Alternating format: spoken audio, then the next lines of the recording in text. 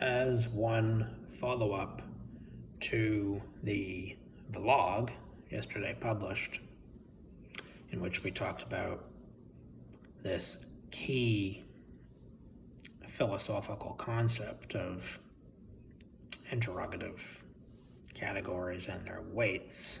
Well, this is obviously a system that would inform and constrain the writing of sentences in natural language. It wouldn't so much generate them, but it would influence the choice of key terms and even the interrogative categories of the neologisms. Taking a sip of coffee.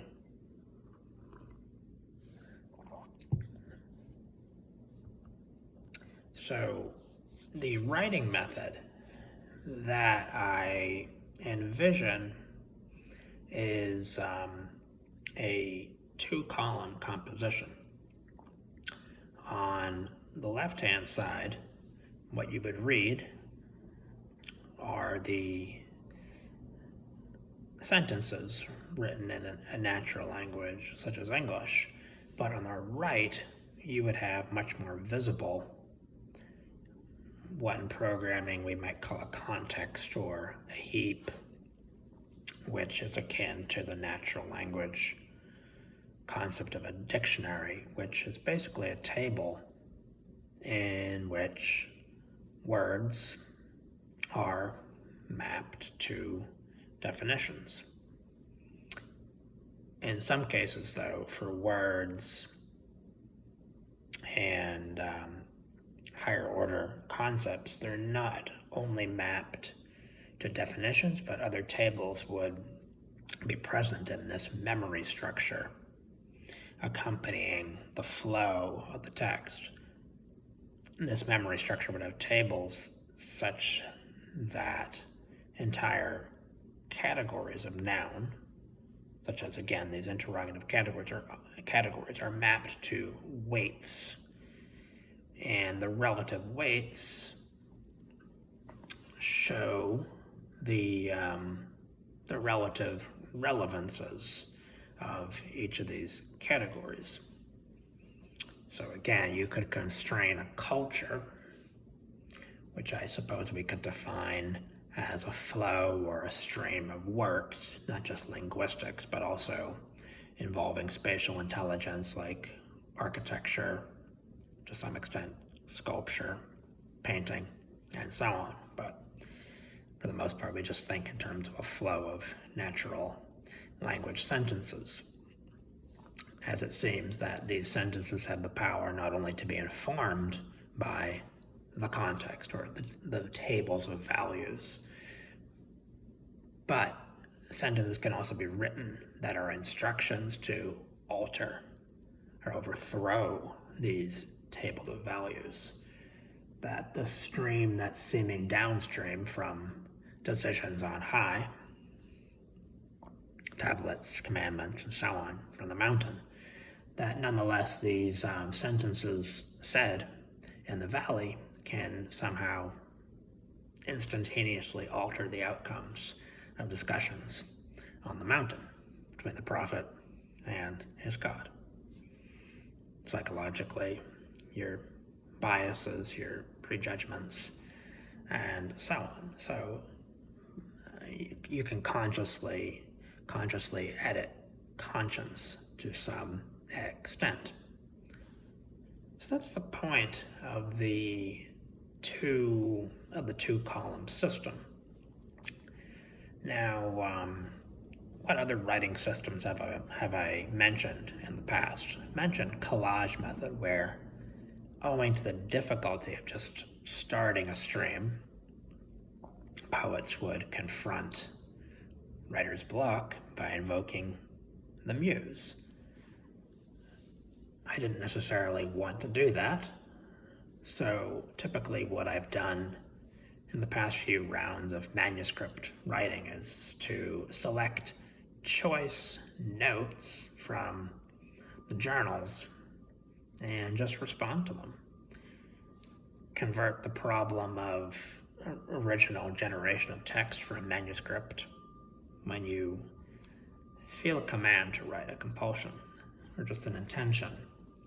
You can shift it from filling the blank page to responding to something already done among your own notes. Now, you might say, well, you could interpret another author that's already known, such as John Locke, for example, Nietzsche, something contemporary, and so on. And even in this channel, that was one of the points of doing an interpretation a few years ago of a Franz Kafka parable or two. What you talk about to an audience,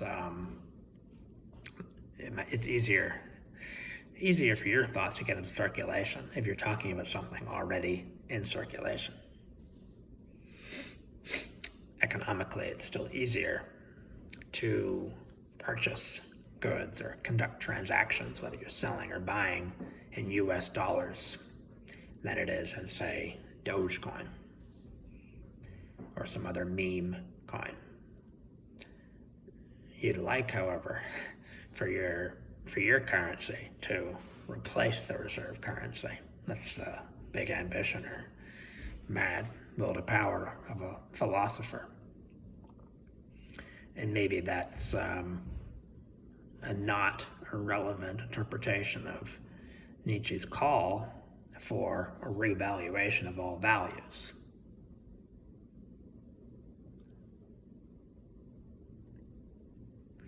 We originally started by talking anyway about the two-column writing method, which aims to be a successor of the collage method, where you just select choice notes, maybe, maybe not, in chronological order, in your journals for quarterly journals or your annual journals or whatever. It sounds corporate, of course, but a typical notebook could last a month, 3. It's easier to think about it that way. And these are they just chronologically collect spontaneous thoughts that call for pause. They feel a bit different physiologically, spiritually, and literally with the breath. Like, So I had to write that down. But typically these days I'll just write it on the computer, so it's automatically digital. I don't like that so much for itself. I prefer to handwrite, but I want the data to be available to AI if I make a custom chatbot, or I chat with Claude or ChatGPT, just for some sparring. The collage method could perhaps be combined with the contextual two-column method. And the point of that would be to always expose the internals of memory to the programmer, which is unlike the Java language as you know it today, where memory is largely hidden and pretty much a black box. Unlike how it was to C programmers who had to have some facility with the heap, with pointers and so on. I'm mostly a Java programmer, so I'm not too familiar firsthand with these things. But Java application programmers would know about Spring Boot and the Spring context and so on. Spring security filter chain, which is invoked between a request and the actual code servicing the request in a controller and a service layer, and so on. So these hidden common blocks of code that intercept or inform all requests, like a filter chain, or as far as a programmer is concerned writing code, he's able to call upon dependencies or beans. I don't know if these are ideas in natural language, but they're bigger blocks of structure that can be called upon and repeated.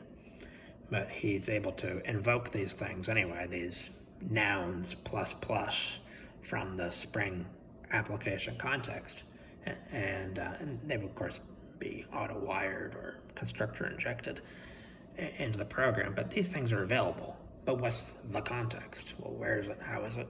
You don't know. Spring is managing that for you. So that's another library that's really not only off to the side, but it's like on high, on the mountain. You're just writing in the valley, and that's mostly okay. It's basic, dumb, boring plumbing things that are done for you. You don't have to worry about sockets, HTTP, and so on. Good analogy. I don't know. But the idea is you're able to write and ignore the overall machinery or context. So with the two-column method, I think we want to get a little bit away from that for a time. We want to put the training wheels back on the bike. We want to pedal a bit slower with the training wheels so that perhaps we can hone our overall direction as a writing philosophy, aiming not so much for a gushing flow of text and then find ourselves, well, how do I summarize these 500 pages? It was inspired, brilliant, or whatever. It's just a mess.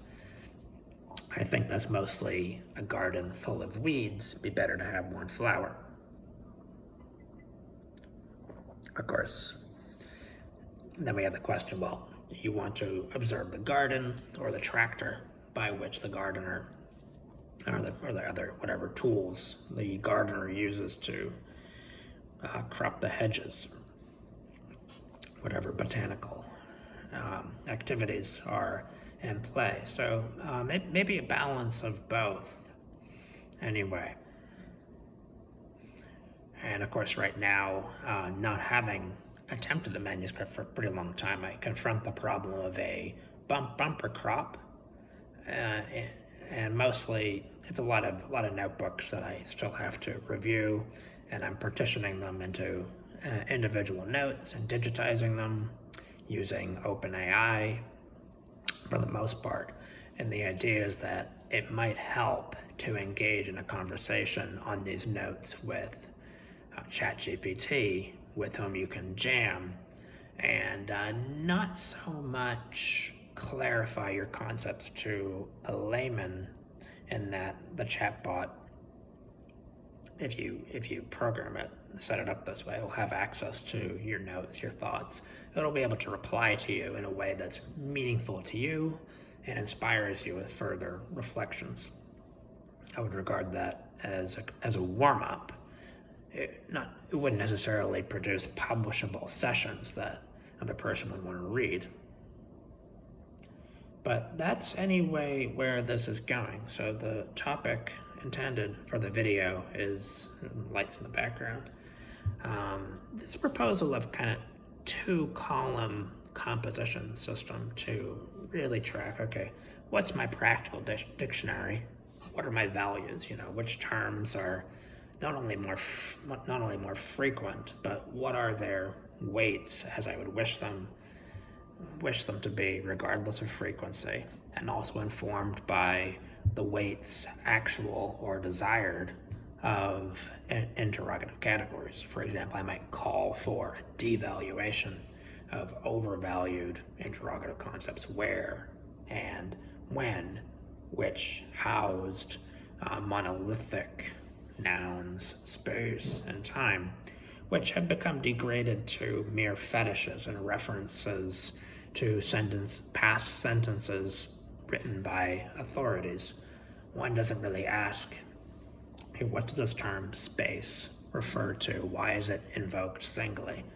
Why don't we say this space or that one? Well, because it claims the entire category. It's just a singular region. We don't speak, we being English speakers, with this idea of world or the universe. We don't think of earth, sky, sea as separate regions. So it's something to think about. To me, it betokens the overvaluation of where, that's linked to what Locke calls the idea of unity, which is central to monotheism.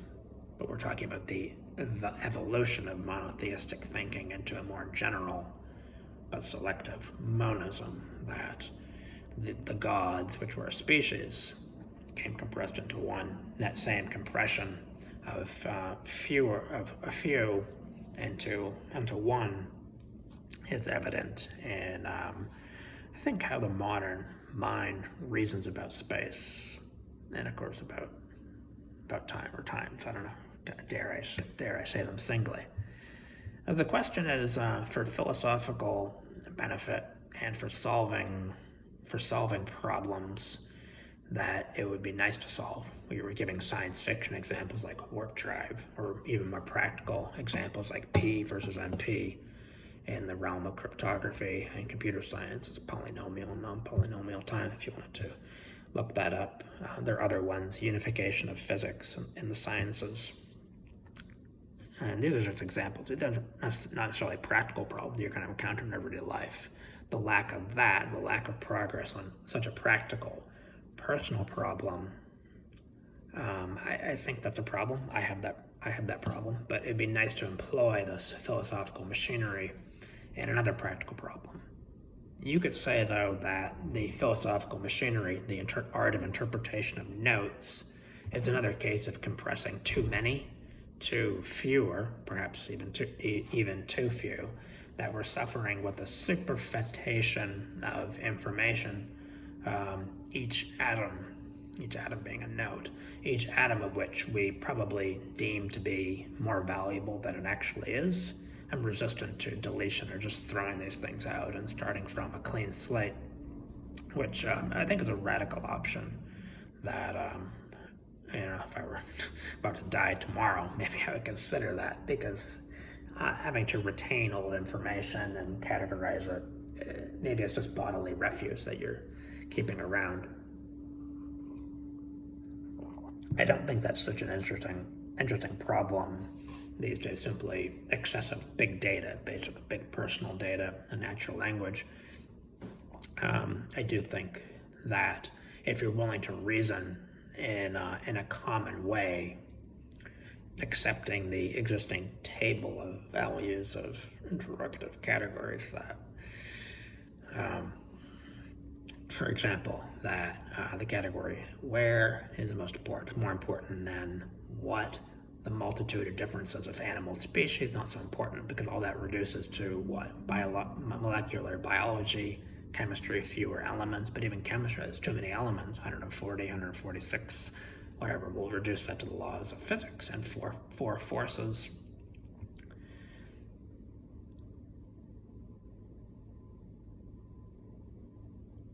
And forces are classes of cause, right?